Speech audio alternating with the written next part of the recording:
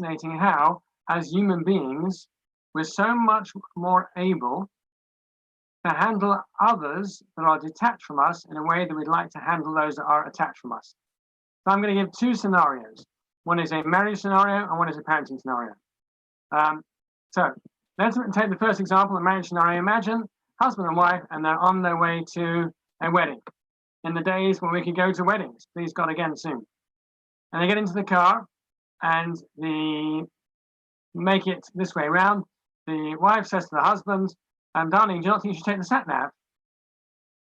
And he goes, no, I don't need the sat-nav, I know where it is. It's the same place as Beverly's wedding was. And we'll call her, I don't know, we'll call her Sarah. She goes, no, it's not. Beverly's wedding was a completely different hall.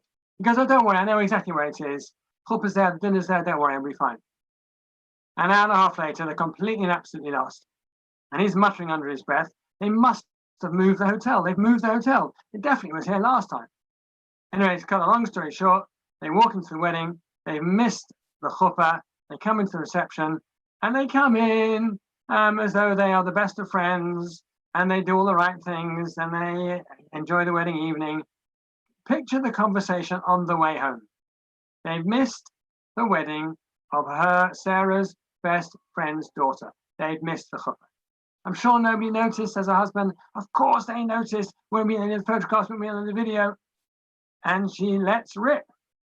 Now, if anybody else had been in the car asking for a lift on the way home, then she would have handled it completely differently, or he would have handled it differently, completely differently. Scenario number one. Scenario number two, let's say you have at home, could be any age group, but you've got, let's say, a 13-year-old boy. And he is more of the artistic type, and he is more of a great dreamer, and he's a poet, and he's more into the arts than he is the sciences, without wishing to generalize.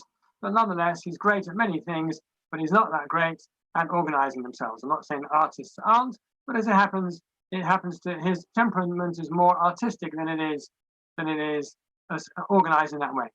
And there's never a day where he isn't missing something from school. Never. It's either his shoes or his homework, or it is something that he promised to bring for his friends. Is every single day on the way to school there is panic, and every single day there is histrionics, and every single day there are fireworks. One day his cousin comes to stay, similar age, 14 years old, made of very similar genetic material, and gets up in the morning and says to you, Uncle, I can't find my shoes. I don't know where I put them. So what do? Instead of absolutely having a go at him, what do? You say to him, oh, you know what? I'm sure we can find them if we put our minds to it. Let's just think back where they were when you came in yesterday. Oh, wait a minute. I think you left them near the sofa. Meanwhile, your own son's looking at you thinking to yourself, that's not the way you normally handle it. That's not the way you normally go about it. I should just replay what happened yesterday when it was just me in the house. Absolute hypocrisy. Why is it that when it comes to someone else, we're able to handle it in a way that is at least not damaging and possibly even productive? And when it comes to ourselves, when it comes to our own, when it comes to our nearest and dearest, it could be a sibling, it could be a parent, it could be a child. Any of those types of relationships, we allow ourselves to lose it. Why do we shout at the people we love? And by using these examples, I want to demonstrate that we do have an inner voice. We do have an inner voice that knows what to say and knows how to say in the best possible way. Because we see quite clearly, when it's that other person, then we are able to access that inner voice. I want to give that inner voice a name. Because everything I'm saying, even though you might find similar in other disciplines, everything I'm saying is actually Torah sourced. Let me give that inner voice a name. That inner voice is really the will. In Hebrew, it's called the ratzon. The will of a human being is his or her deepest essence. Somewhere within us, there is something that I'm going to call the ratzon. It's based on the workshop of Bessler. Ratzon is that inner will. And that it's absolutely classic in Judaism that within each and every one of us, there is that inner voice. My question to you is, and here I'm going to ask you to unmute yourselves. first of all, is there ever a moment, can you think of a moment in your life where that inner voice was absolutely clear, where that inner will was paramount, and where that inner will was resolute? Let's take, for example, the example of marriage. Can you give an example whereby there was a moment in your lives, or an objective moment in most people's lives, where that inner voice is absolutely crystal clear? Any suggestions? You can unmute yourselves for suggestion time. Or maybe when it comes to you and your child, was there a moment when that inner voice was absolutely clear? You know how you want to speak. You know how you want to respond. You know how you want to react. Either in marriage or parent-child. Suggestions, please. Someone talk to me. Can I hear your inner voice? Anybody there? Yes. Just unmute. Oh, can you unmute yourselves? Are you able to unmute yourselves, Deborah? Yes, I can unmute myself, but I haven't got an answer for you. I haven't got an answer. Think about it in terms of marriage, let's say. Was there a moment when that inner voice, how you want to speak to your spouse, how you like to speak to your spouse, you were absolutely clear, absolutely determined and resolute? Yeah, it's always after you've done the wrong thing. After you've done the wrong thing. Okay, that's true. Great. Was but there obviously a moment not in my house. What was that? But obviously not in my house. No, I understand that. I understand that. All examples are theoretical. Okay, Natalie, please. Sorry. Yes, hi. Natalie. Okay, hi. So I listen, most of the time I get it wrong with my husband, but I always remember when I did my color classes before I got married, she always said to me, if you can, if possible, treat your husband like a king. So sometimes when he's annoyed me and I go to speak, if I'm able to, sometimes I remember, treat him like a king, and I try and not say it, but most of the time I'm not able to do it. But sometimes it's what okay. Great. Well, it's interesting. Okay, great. That's okay. That's great. That lovely metaphor. Treat your husband like a king, and I hope he was told to treat you like a queen. Hope so. Any other suggestions here? Any other suggestions? Where might anybody just? Okay, so you mentioned your color classes. There is definitely one moment in all of our lives when we were absolutely clear how we wanted to run our marriage, and that moment was under the chuppah. This is a picture of a very handsome Chatan and Kala. Does anybody recognize any of the people in this picture? Looks like a rather younger version of you. Thank you so much for saying that, Deborah. You didn't need to add the rather younger version. That was completely unnecessary. You should have said it. I didn't realize you got married so recently. So this is a picture of myself and my wife. Those of you who know myself and my wife will know that my wife hasn't changed in the last 32 years. This picture used to hang up in our house until a good friend of mine, who some of you know, but I won't mention his name, came in and said, "That's such a lovely picture. There must be Carmel with her brother." Yes, that's what he said. Carmel Action Pact has not got any brothers. So that picture came down. So under the chuppah, so I have been a rabbi for 25 years. I've stood under many a chuppah.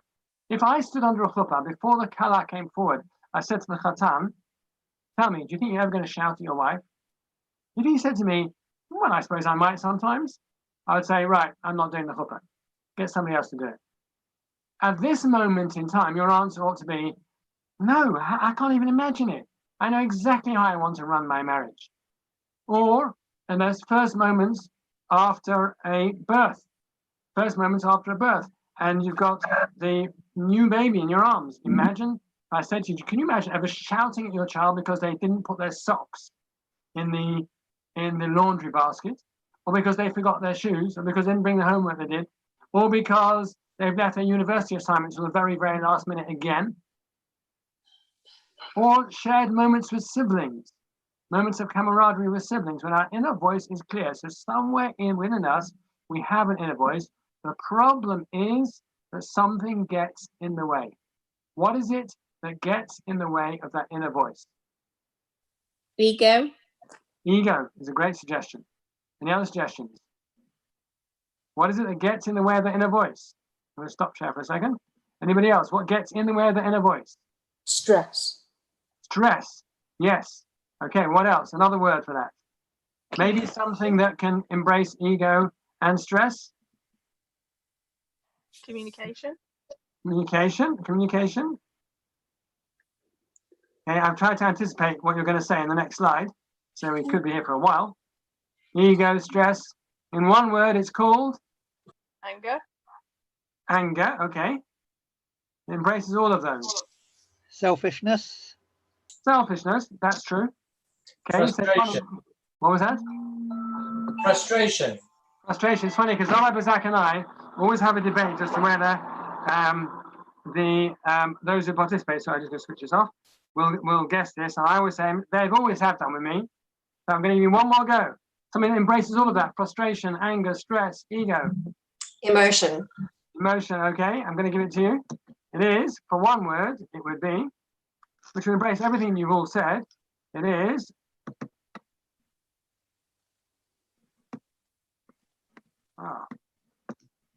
life. It's life. That's life. So in life embraces all of those things, the frustrations, the emotions. Life becomes so noisy and crowded that it literally crowds out the inner voice. And in the ebb and flow of life, then what happens is that we lose our ability to reconnect with the person that we want to be. I'm going to say that again. We lose our ability to reconnect with the person that we want to be. But genuinely, we want to be that person. And somewhere within us, there is, without question, that inner voice. And as I said, imagine if you were traveling back from that wedding with your spouse and there was a third party in the car. You wouldn't say what you were going to say. Or imagine you were about to lose or explode at a parent. Let's say you're blessed with their parents, who can sometimes be quite difficult, right? And as parents get older, they can sometimes be quite difficult. And you've told your parent 100 times that it's not surprising if you get their pills because they don't use their pill box. And you've told them 100 times. And you don't like the way you say it. And you're about to launch into another, why don't you use the pill box I bought you, for the 100th time, when a friend of yours walks through the front door. You didn't realize it was open. And you're literally on the phone to your parent and you say, well, it's not surprising you're feeling exhausted or that you've got headaches again because, and your friend goes, Mum, and you say to your mum, why did you just use the pill box I gave you? Such a nice thing and it's so easy to organize. Would you like me to sort it out for you? So it's absolutely clear that we can be brought back to that inner voice. And the question is, how can we access it more often? And by the way, I can't remember now how this was advertised. This is part 1 of 2. Hope you were aware of that. Part 1 of 2, part 1 is tonight, part 2 is same time, same place next week, given by my colleague Rabbi Bozak, because that really can't be done all in one go. But the first thing we need to know is that we have an inner voice, and that's our inner will, that's our ratzon, and that life gets in the way. So the first point I want to make, which is without question the most difficult point to accept. And I will say, a number of years ago, when this finally dawned on me, it is a life changer. And that point is that actually we have a choice. We do have a choice as to how we respond. And as I've said, I can prove to you that we have a choice because when that third party comes into the equation, I'm able to adjust how I'm going to speak. So clearly I do have a choice. Now that is really, really, really important. And again, give me examples, if you will, please, of the type of language that we tend to use when we have lost it and there's somebody else in the equation. Let's say we've lost it with a sibling who once again has done something that's irritated us and has irritated us for the last 20 years and they've gone and done it again, right? And we have lost it and then we feel bad about losing it. What type of language do we tend to use? Any suggestions here? Think of the conversation you might have with them. Some suggestions here. Talk to me, please. Anybody? What type of language might we use? Or let's say, for example, there's a child. Let's say there's a child who once again has lost their trainers and it's the second pair I bought this term and I cannot find them anywhere and I lose it and then I feel bad about it afterwards. What type of language might I use?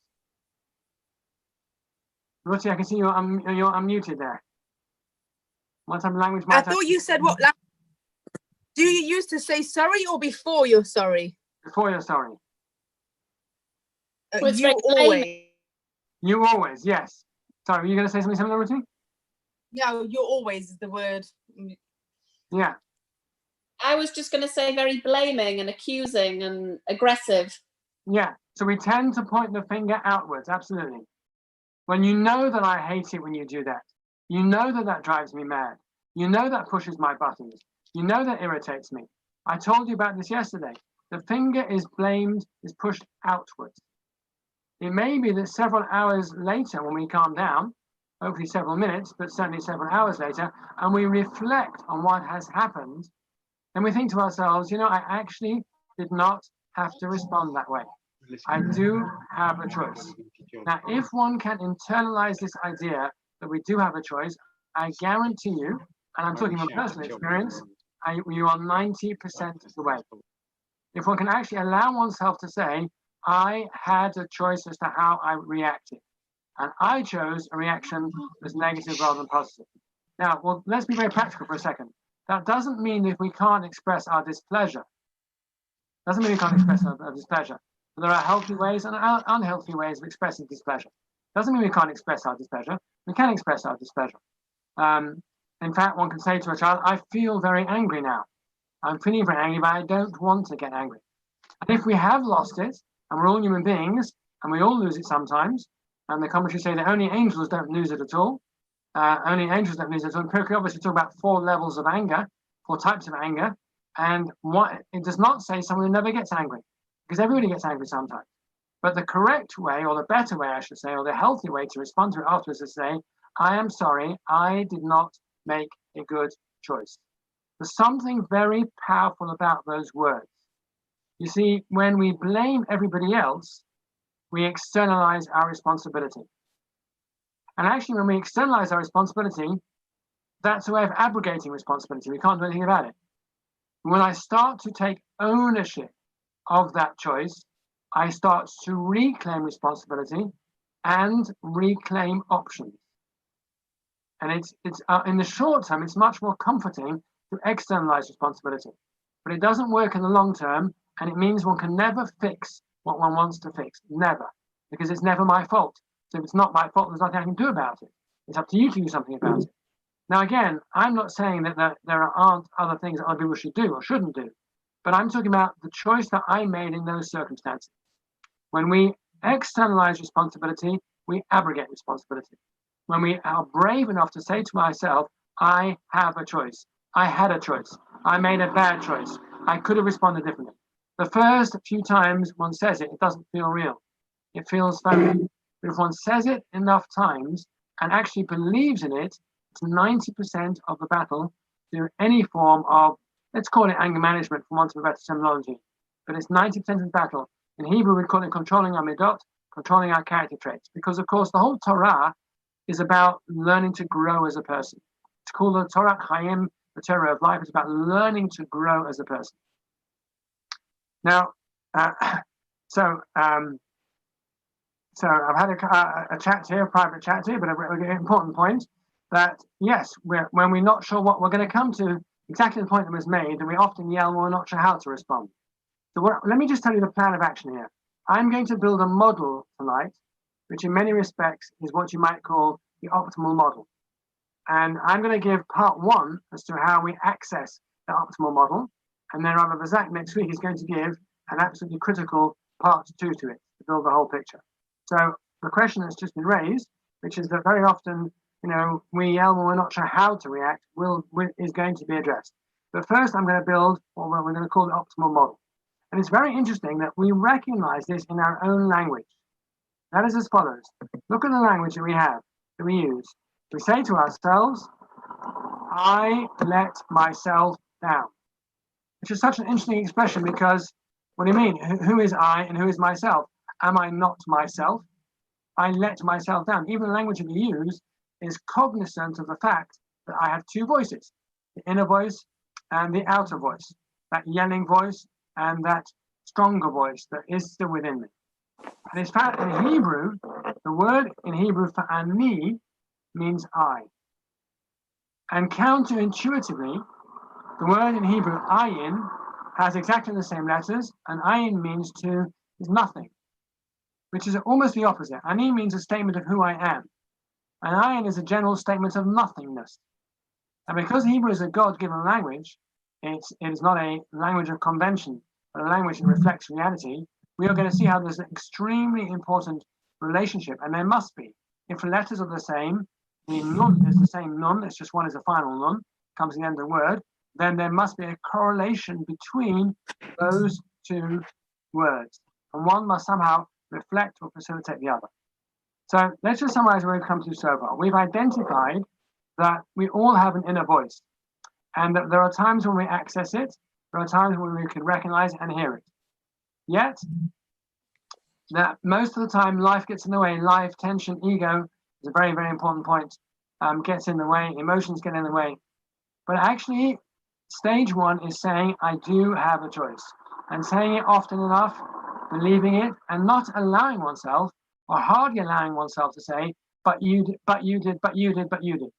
Now again, let me make this clear. That doesn't mean that the whole onus is on one party to make all the changes, not at all. But at the moment, I can only talk to the party that's listening, so the party that's in the room, or in the Zoom, I should say.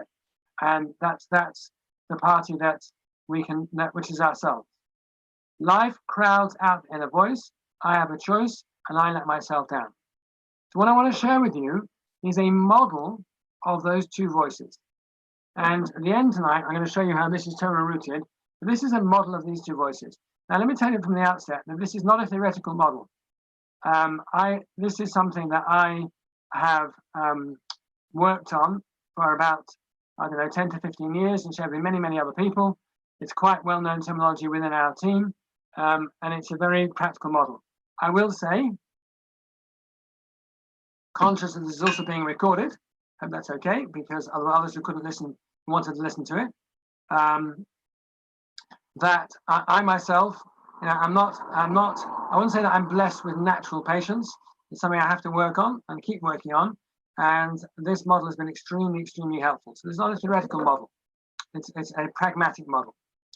And that's as follows. We all operate in one of two modes. What I'm going to call the big I and the small I. The big I is that bigger person, that more noble person, the person that we want to be. The small I is that smaller person, almost that childish person, the small person. And let's have a look at what it means to have the big I and the small I. So the small I, Deborah, as you said it, is first of all ego. It's a bit of an irony because ego on the surface looks like a big person. But actually, ego is always indicative of a small person. It always is, because I have to project myself externally because I'm not feeling strong or good internally. Whenever ego surfaces, it's symptomatic of the fact that I'm not feeling good within myself. So I have to project my ego to make my point heard, or project my ego to give myself a certain status. But actually, it's indicative of that within myself, I'm probably feeling small. It's defensive. Small I is always defensive. You always do that. You know that I don't like that. You know that it irritates me. You know that was a hurtful thing to say. It's always in defensive mode. And it always personalizes it. You did this. You did this. That's three components of small I. Small I is always where we feel, often comes together with a feeling, a sense of failure. So I mess something up at work, I go into defensive mode. I mess something up at home, I go into defensive mode. As opposed to being able to say to myself, okay, I got that wrong. I acknowledge that I got that wrong. I'd like to put it right. Often I want to cover up my failure, or I want to mask my failure, and therefore I go into small I mode. It's when I feel vulnerable. I'm feeling exposed, I'm feeling weak, I'm feeling vulnerable. And what's really important is I'm feeling entitled. I feel entitled. You owe this to me after all I've done for you for so many years as your sibling, as your son or daughter. I feel entitled. So it comes with expectation. Small I always comes with expectation. So it's driven first and foremost by ego, but the ego is indicative of the fact that I'm feeling defensive. I personalize it. This is not no particular sequence per se, but all of this, is in small I mode.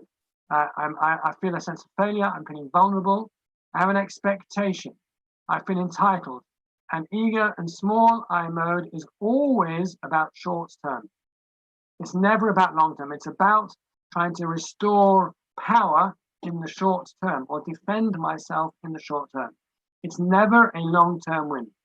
And I know that sounds a bit black and white, but it is never a long term win. In contrast, on the big I, and here's what Gary will talk about next week, which is going to be about the Zach, I should say, how to step back. Because it's fascinating. If I can step back even for a few seconds, often I can access that inner voice. And then I feel more confident. I feel more able. I depersonalize so much more. Instead of saying, you did this, I might say, look, we have got to address this issue because I'm finding it very difficult to handle. And actually, I'm finding it very difficult to stay calm. And actually, what you said, those were words that hurt. Sorry, instead of what you said. Those were words that are hurtful. Those are words that are painful. Or it may be to a child. That's not a nice way to behave. It's not a nice way to behave. We depersonalize it. We're still using emotion. That's not a nice way to behave. Those words were hurtful. I'm disappointed by that, but I'm depersonalizing it. I'm focusing on the mode of behavior rather than attacking the person. In big I mode, there's actually an opportunity to try and redress the situation in a way that's going to be productive, in a way that's going to allow us both to feel closer. My wonderful former colleague, Mrs. Vanessa Broder, we had a parenting panel, I don't know if any of you saw it a couple of weeks ago, called Parenting During Corona on our website. She made such a wonderful point. She said it may well be that a couple disagree, but if they disagree in a healthy way, they can still feel closer by the encounter. They may agree to disagree at the end of it all.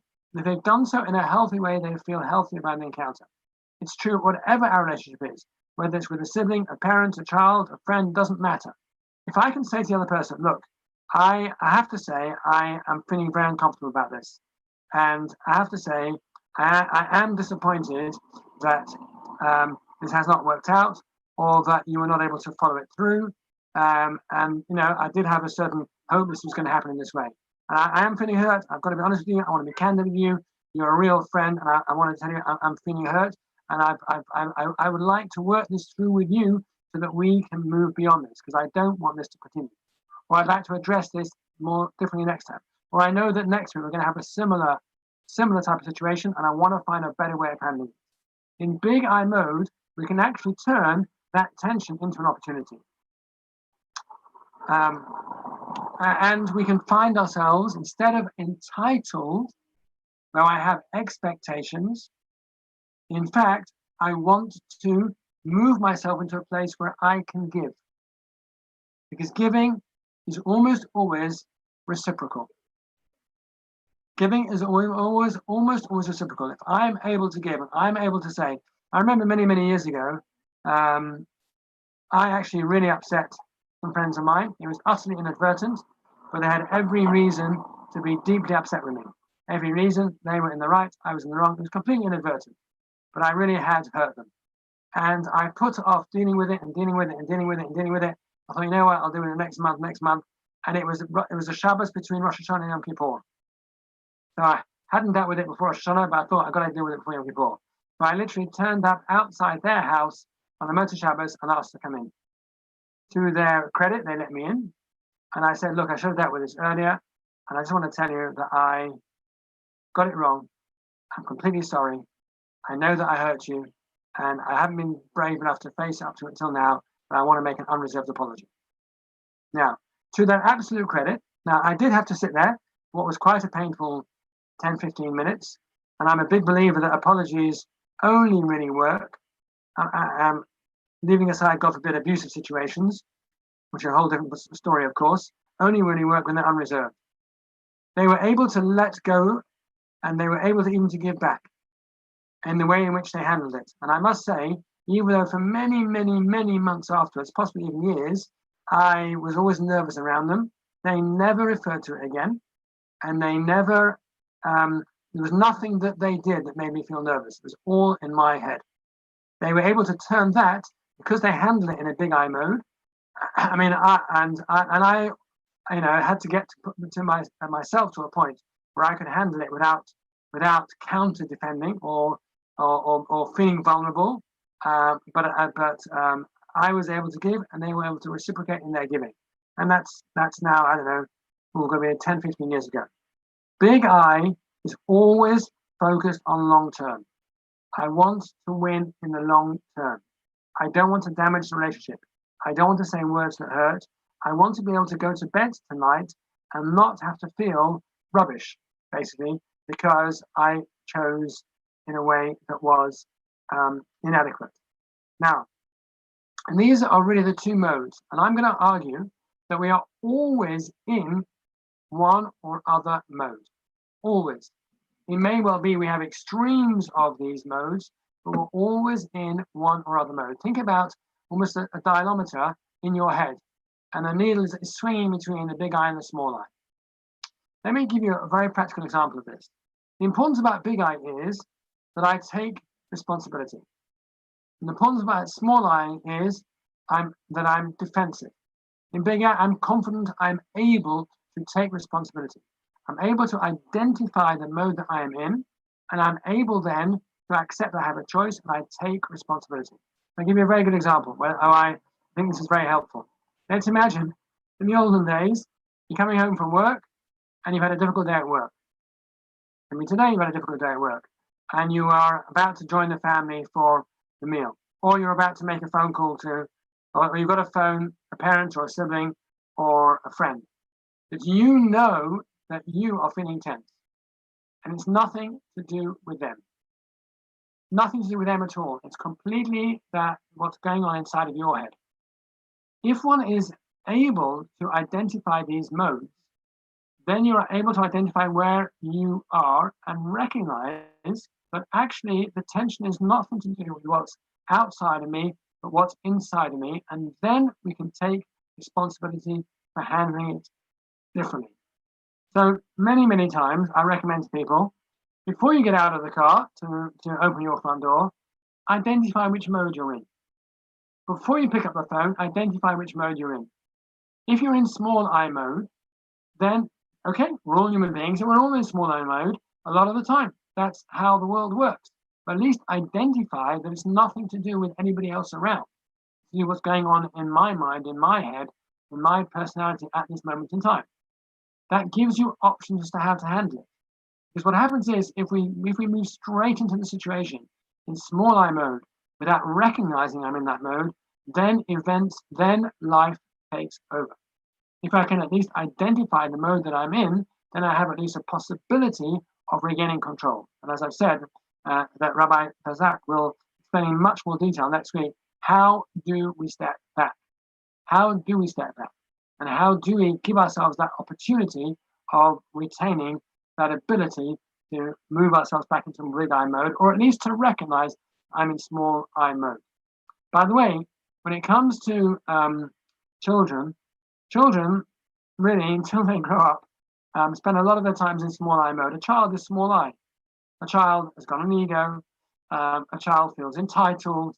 A child is self-centered. Even the nicest of children, that's what children are. You know, it's very interesting that in the Jewish mystical terms, not that I'm an expert, but we say the Yetzer Hara, the evil inclination, or a person's, let's call it small I mode, is much more developed than their big I mode. They only really get the neshama only really graduates when they become bar or bat mitzvah. So that small I person has had 12 or 13 years to get a head start. Hardly surprising, the adolescent years are so turbulent because the Yetzer Tov, the big I person, is trying to catch up with that small I person and regain control. Very interesting. That's why those years are so turbulent and everything is so dramatized, and there is a particular insecurity and often a particular self-centeredness, the best one in the world, until they emerge through. So if we can identify these modes, we can begin to identify the choice that I have. So I've made the point that we have a choice. Now we've identified the choice that I have.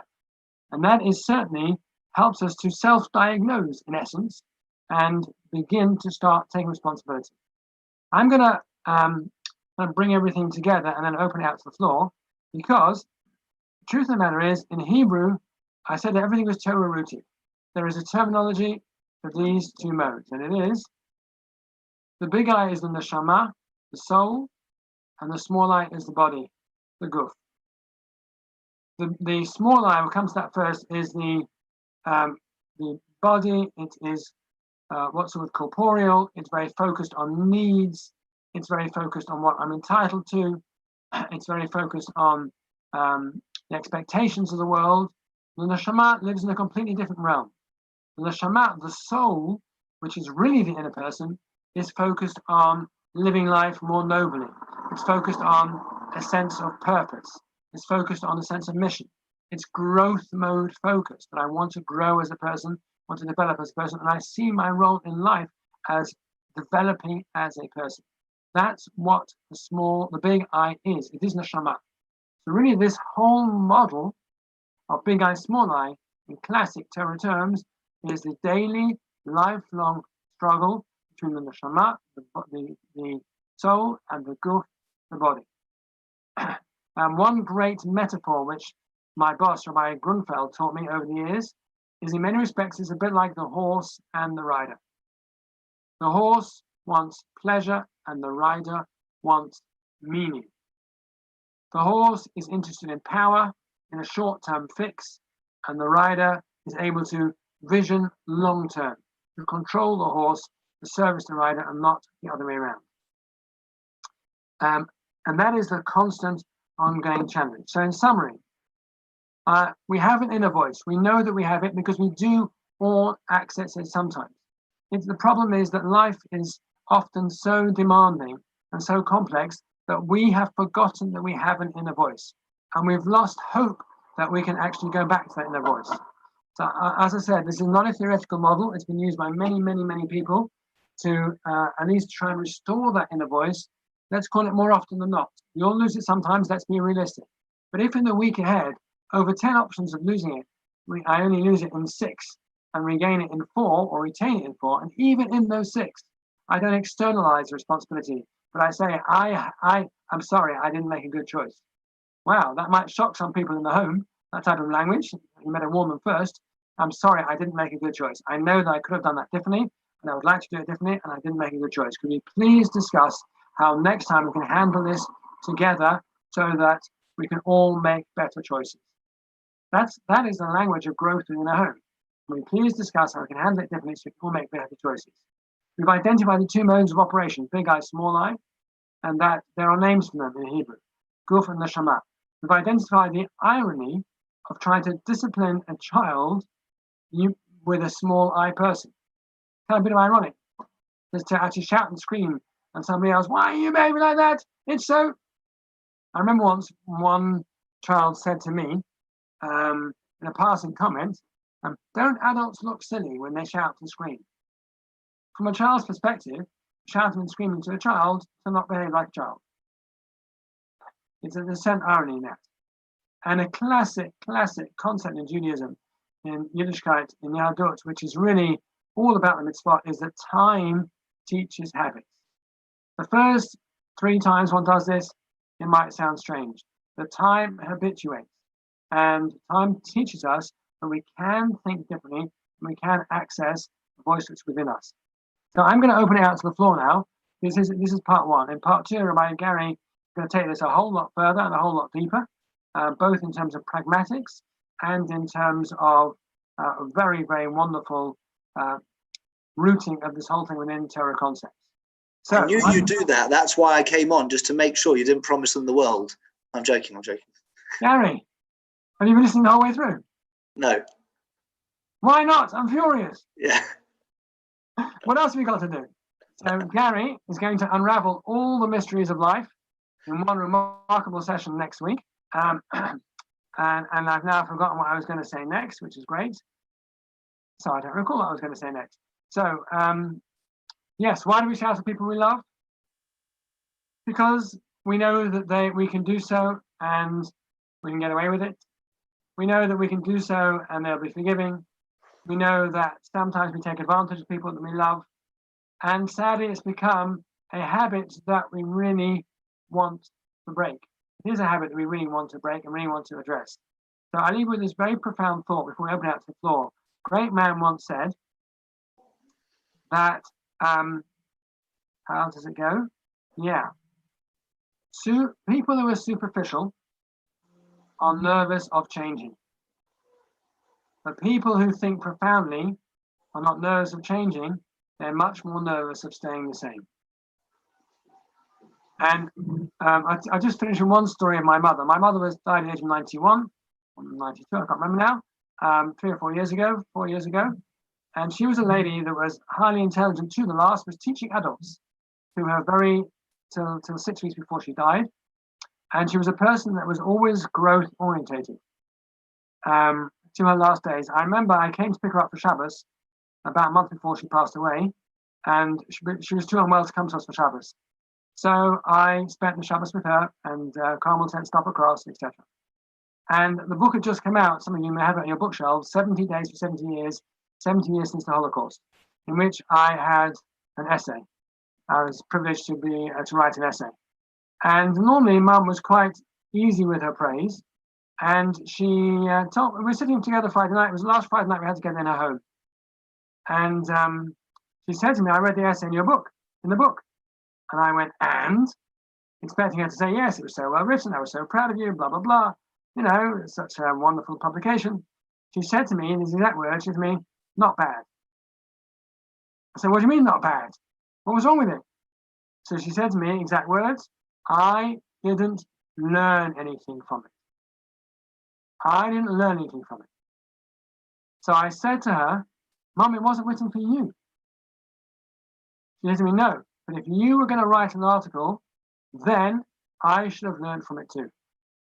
I thought to myself, she was 91. She already was quite unwell, but she was still looking to grow. In Judaism, we can all grow. That's the whole essence of Judaism, is to grow. And even if we feel it's hopeless, I've tried it before, no one believes me anymore. So first and foremost, we have to believe in ourselves. We have to believe in ourselves that change is not only possible, but change is the goal. And that I don't want to be the same person this year that I was last year. I may only improve 20%, but 20% improvement is a very, very significant improvement, 10%. So this is about empowering us to believe in ourselves. I believe that change is possible, and we've got to start somewhere. What better place to start? Then when we're all in lockdown and have opportunities to practice this every day. Okay, you can now open out to the floor. Any questions, practical or otherwise? Thoughts, comments? Somebody, anybody? Does this sound like pie in the sky? What do you think? Well, I'm going to get some audience participation, so... No, it all makes sense. I mean, we all know it. It's just sometimes it slips the mind a bit, and now you just put it back into perspective again. Right.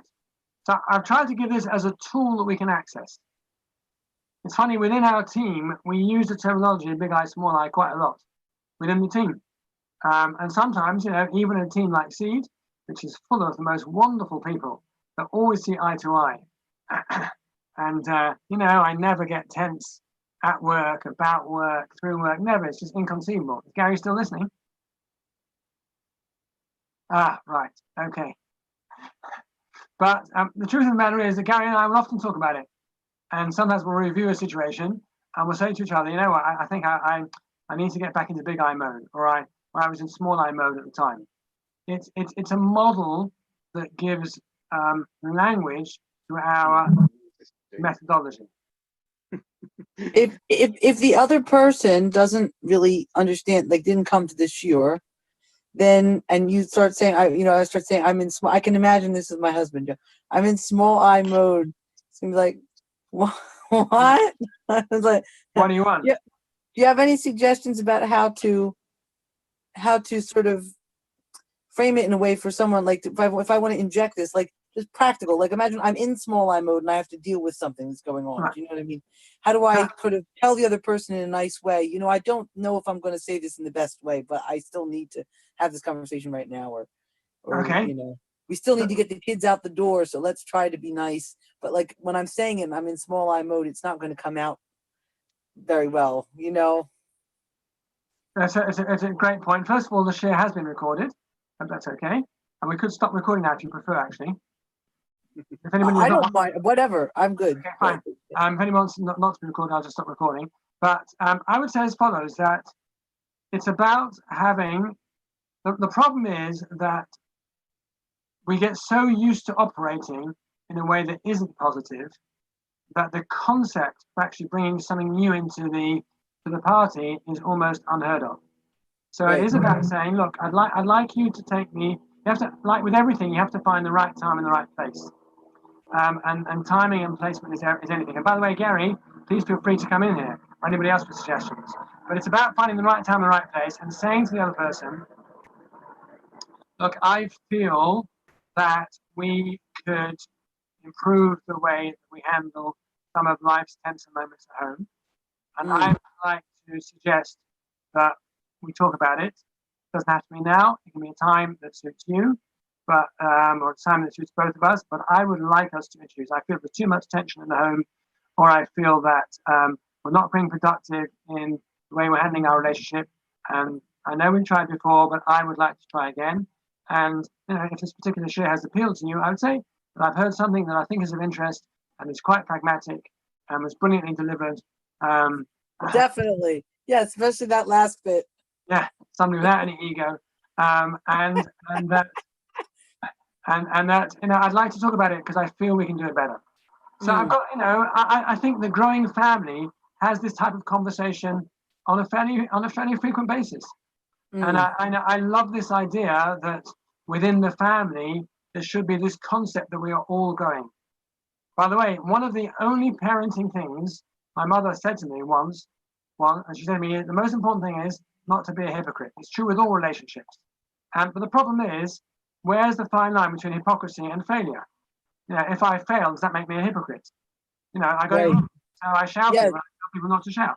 Well, this was my other question from the chat, which is still there, which is like, I'm very good with apologies, but if I've apologized already many, many times, at a certain point, one of my children said to me, do you know, Mommy, I don't really believe you anymore when you say you're sorry. Okay, well, let me deal with both points. If you introduce the idea of growth in the home, then that gives bandwidth for life's failures. In other words, what I'm saying is, if you have almost like a mantra, look, we're all trying to grow, we're all trying to improve, and I want to do things better. So all I'm asking is that I do want to do things better. I get it right sometimes, I get it wrong sometimes. That's an extremely healthy language to introduce into the home, extremely healthy, because it allows for us to fail without becoming failures. And more than that, it gives encouragement and space for people to grow. So it's not this on off, you know, I'm the bad person. Like I'm going to be a good person. Now I'm going to be a good mommy. It's not like that. It's like we're all people, and sometimes it's not going to. Yeah. Correct. Yes. No. Yeah. It's not about now I'm going to be good. It's about I'm growing. I want to grow. Yeah. And when I get it wrong, so I'll say, you know what, that wasn't a good choice. I'm still working on this. And if someone said to me, well, you said that last time, you would say, okay, you're right. I wouldn't get in defensive mode. You're right. Let's say I get it right better. I'm better 10% of the time or 20% of the time. So we're going to make life better for all of us. That's what I mean. That's it. That's great. Yeah. Thank you. Yeah. And you could actually say to them in the right time and space, and you know, I'm happy for you to help me. I'm here to help you. I'm happy for you to help me. Maybe we can help each other. It's quite a humbling thing to say, and it's kind of quite difficult to get the words out, really. But that's what we're saying. I'm happy for you to help me. I genuinely want to do better at this. Yes, I'm not. And the problem is that the next time you lose it, they may throw it back at you, which is a very unfair tactic, basically. That's okay, but I kind of expect that. That's all right. No, right. But I love this idea of like, I'm trying to get better. Could you help me? Because that sounds a lot better than I'm so sorry. I'll try not to do it again. Yeah. That sounds sort of so negative that it already makes me depressed just listening to myself apologizing. Right. Well, thank you for that's very good and candid questions. Good. Thank you. Yeah. Any other questions or final points? Okay. So I wish you all well. Let me say, like we say at the end of many shiurim and classes, we are here to be there for you. So if anybody wants to take up a conversation, or my email address is mherman@c.uk.net. It's pretty easy to find. I don't just mean about this topic. I mean, these are difficult times, and as an organization, you really want to be here. We consider anybody who comes on board this seed as part of the broader seed family. We really want to be here for you. So, just be in touch if there's anything we can help you with in any respect. I even make great popcorn, but that's not going to help you much. Anyway, so thank you for listening, and see you all soon. Rabbi Herman, will this definitely be recorded next Tuesday? Because I'm doing a cheesecake cook-along for Mizrahi next Tuesday night. Yes, it will be recorded, assuming you get all technicalities right, but Gary, is going to be recorded? Yeah. Assuming I remember to press record, unlike on Sunday. Will it be on Facebook Live to watch it later on? Is that? Yeah, it should be with Rabbi Goldstein will be sorting that out. So yeah, it will be. This one is also on Facebook, isn't it? I think. Yeah. I think so. Okay, I'm going to do a final plug. I'm sorry, or a first plug. But some of you may know that I had the privilege of co-authoring a book called Everyday Parenting for Everyday Parents, which is available on Amazon. It was together with a professor of child psychology, and I'm only promoting it because it's going so fast that I want to make sure you get a copy. Thank you. Not true. But anyway, you might find it of interest. Thank you very much. Focused on parents of younger children. But okay, all the best, everybody. Thank you. Thanks so much.